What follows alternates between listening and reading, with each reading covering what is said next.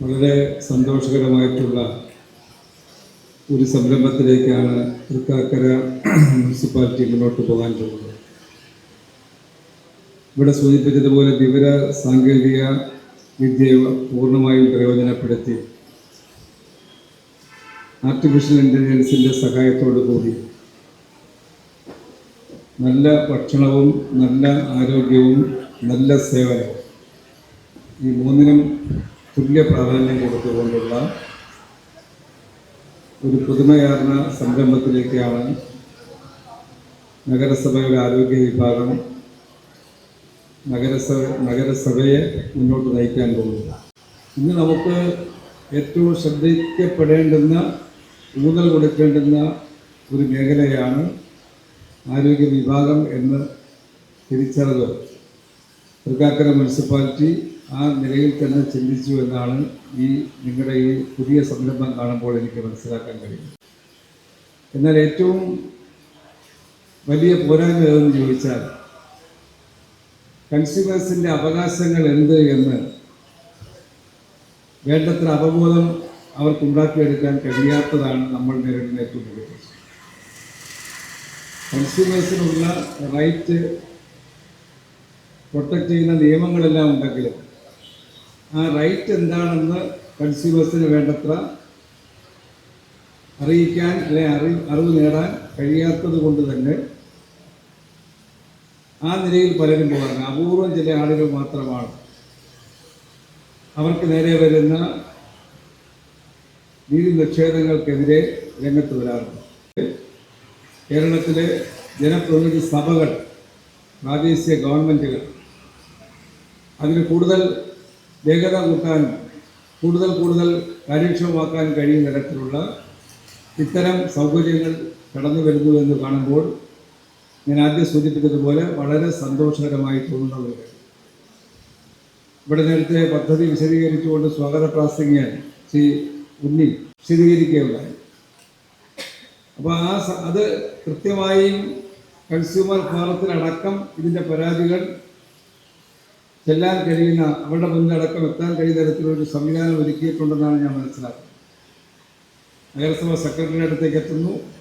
ബന്ധപ്പെട്ട എല്ലാ അധികാര കേന്ദ്രങ്ങളിലേക്കും ഈ പരാതി നിമിഷ നേരത്തിനുള്ളിൽ അവർക്കും അവരുടെ മുന്നിലേക്ക് എത്തുകയാണ്. അതിലെന്ത് ആക്ഷൻ സ്വീകരിച്ചു, എന്ത് നടപടി സ്വീകരിച്ചു എന്ന് കൺസ്യൂമറിന് അറിയാൻ കഴിയുന്ന സാഹചര്യം കൊടുക്കുകയാണ്. അങ്ങനെ വരുമ്പോൾ നമുക്ക് അത്തരം പ്രശ്നങ്ങളിൽ കൺസ്യൂമേഴ്സിനെ സംബന്ധിച്ച് ഇത്രയധികം ഒരു ചെലവുമില്ലാതെ അവർ ഉന്നയിക്കുന്ന വിഷയങ്ങൾക്ക് പരിഹാരം കാണാൻ കഴിയുന്നു. അത് കൂടുതൽ ഹെൽത്തിയായ ഒരു അന്തരീക്ഷം നമുക്കുണ്ടാക്കാൻ കഴിയും. എന്തായാലും ജനകീയ കൂട്ടായ്മയായി മാറിയ ഇത്തരം ഒരു സംരംഭത്തിന് എല്ലാ പിന്തുണയും ആശംസകളും നേരാനും ഇത് വളരെ വിജയകരമായി മുന്നോട്ട് പോകാൻ സാധിക്കട്ടെ എന്ന് കൂടി ആഗ്രഹിച്ചുകൊണ്ട് ഇത് ഉദ്ഘാടനം ചെയ്യാൻ അറിയിക്കുന്നു. എല്ലാവർക്കും ആശംസകൾ നേരുന്നു.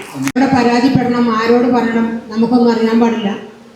ഭക്ഷണം കഴിച്ച ഒരാൾ മരിക്കുമ്പോഴാണ് നമ്മളെല്ലാവരും ഓടിയെത്തുകയും അതിന് അനുശോചനം രേഖപ്പെടുത്തുകയും ബാക്കി കാര്യങ്ങളൊക്കെ നടക്കുന്നത്.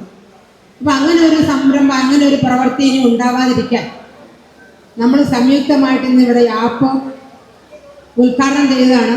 നമുക്ക് എന്തെങ്കിലും പരാതി എന്തെങ്കിലുമൊക്കെ ഉണ്ടെങ്കിൽ നമ്മൾ ഈ ആപ്പിൽ അറിയിക്കുകയും അതിനുള്ള പരിഹാരം കാണുന്നതിന് വേണ്ടി മുനിസിപ്പാലിറ്റിയും ലീഗൽ മെട്രോളജി അതുപോലെ തന്നെ ഫുഡ് ആൻഡ് സേഫ്റ്റി, പോലീസ് ഇവരെല്ലാവരും ഇടപെട്ട് ഇതിനൊരു പരിഹാര മാർഗം കണ്ടെത്തും. അതിനു വേണ്ടിയിട്ടാണ് നമ്മളിവിടെ തുടങ്ങിയിരിക്കുന്നത്. നമ്മൾ ഇന്ന് ഭക്ഷണം വീട്ടിൽ കഴിക്കുന്നതിനേക്കാൾ കൂടുതൽ എല്ലാവരും പുറത്തു പോയി ഭക്ഷണം കഴിക്കുന്ന ആളുകളാണ്.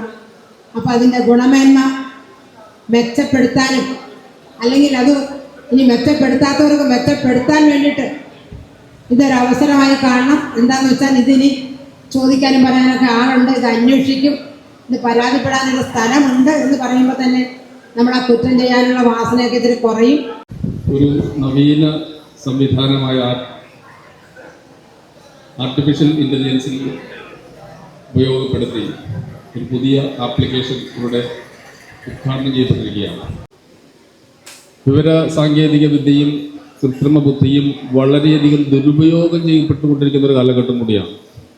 അപ്പോഴാണ് നമ്മളിവിടെ ഒരു പോസിറ്റീവായിട്ടുള്ള ഒരു കേരളത്തിൽ ആദ്യമായി നല്ല ഭക്ഷണം ലഭിക്കുന്നതിന് വേണ്ടിയുള്ള വിവരങ്ങൾ ഉൾപ്പെടുത്തിക്കൊണ്ടുള്ള ഒരു ആപ്ലിക്കേഷൻ ഇന്ന് ഇവിടെ ഉദ്ഘാടനം ചെയ്യപ്പെട്ടിരിക്കുന്നത്. എന്തുകൊണ്ടും ഇത് തൃക്കാക്കര നഗരസഭയ്ക്കും തൃക്കാക്കര നഗരസഭ പരിധിയിലുള്ളവർക്കും ഇതിൻ്റെ അഭ്യുദയകാംക്ഷികൾക്കും എല്ലാം അഭിമാനിക്കാവുന്ന ഒരു കാര്യമാണ്.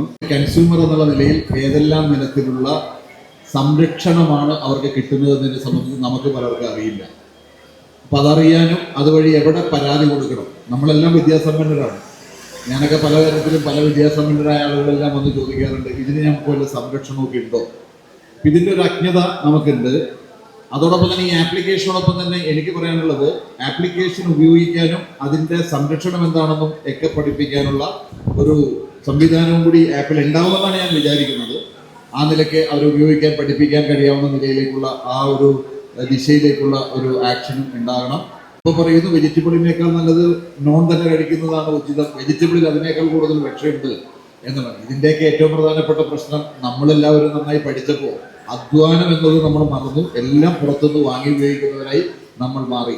നമ്മുടെ വീട്ടിലും പച്ചക്കറികൾ വച്ചാൽ പിടിക്കും എന്ന് അനുഭവങ്ങളുണ്ടെങ്കിലും നമ്മളത് ചെയ്യാറില്ല എന്നുള്ളതാണ്. സ്വാഭാവികമായി നമ്മുടെ പ്രൊട്ടക്ഷന് അധ്വാനം ഒരു പ്രധാന ഘടകമാണ്.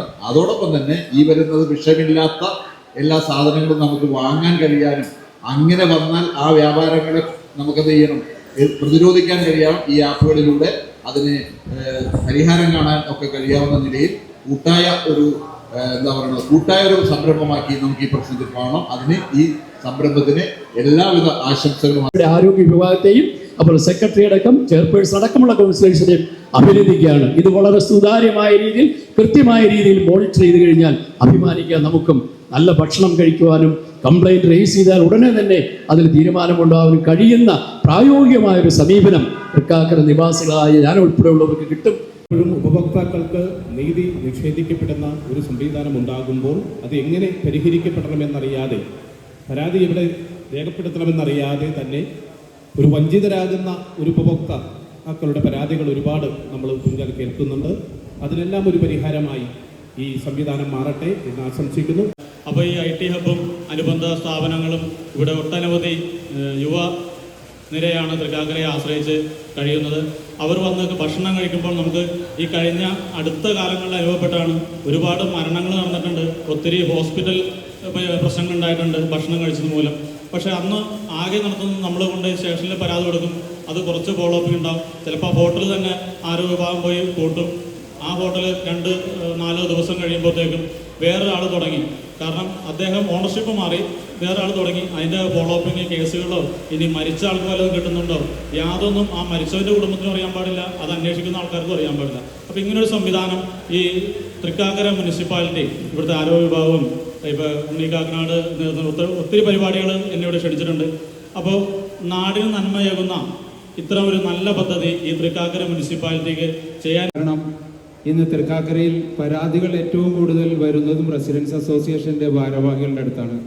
അപ്പോൾ ഇങ്ങനെ ഒരു ആപ്പ് തൃക്കാക്കര മുനിസിപ്പാലിറ്റി ആദ്യമായി കേരളത്തിൽ ഈ ആപ്പ് സ്വരൂപിച്ചെടുത്തതിന് തൃക്കാക്കര നഗരസഭ സ്റ്റാൻഡിംഗ് കമ്മിറ്റി ആരോഗ്യ വിഭാഗത്തിനും അതുപോലെ കൗൺസിലർമാർക്കും ഇതിൻ്റെ പിന്നിൽ പ്രവർത്തിച്ച എല്ലാവർക്കും ആശംസകൾ അറിയിക്കുന്നതോടൊപ്പം എല്ലാ പിന്തുണയും ഈ നല്ല പ്രവർത്തനത്തിൽ ഉണ്ടാവുമെന്ന് അറിയിച്ചുകൊണ്ട് നിർത്തുന്നു. നന്ദി, നമസ്കാരം.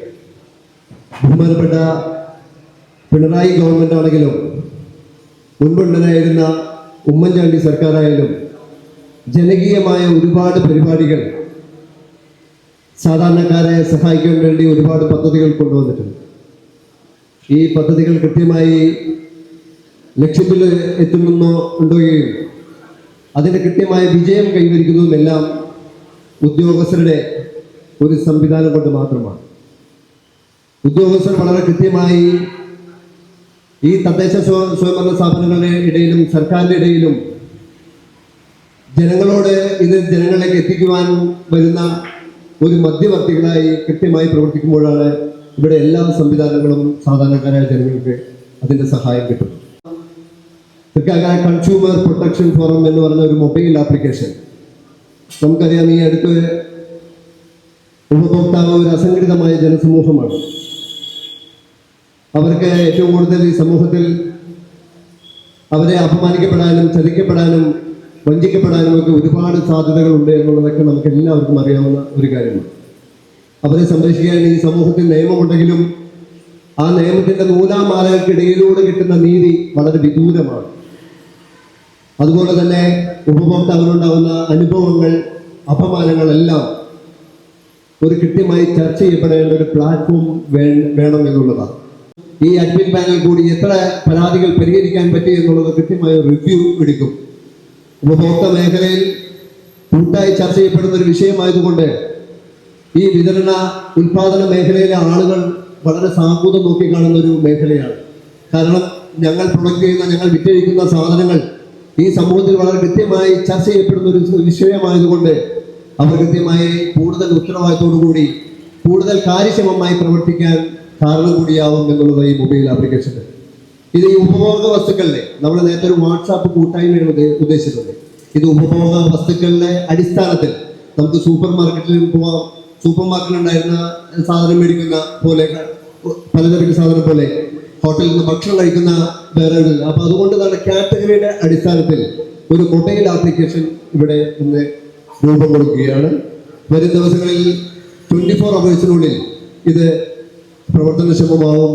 ഇതിലെ ആപ്പിളില്ല, പ്ലേ സ്റ്റോർ, ആൻഡ്രോയിഡ് ഫോണുകൾക്ക് മാത്രമേ നമുക്ക് പ്ലേ സ്റ്റോറിൽ നിന്ന് ഡൗൺലോഡ് ചെയ്തെടുക്കാൻ പറ്റുള്ളൂ. എന്തായാലും ഒരാഴ്ചക്കുള്ളിൽ ഇവിടെ ഒരു സംഘടിതമായ ഒരു സംവിധാനത്തിലേക്ക് വരുന്നതിന്റെ വലിയ ഒരു ചുവടുവെപ്പാണ്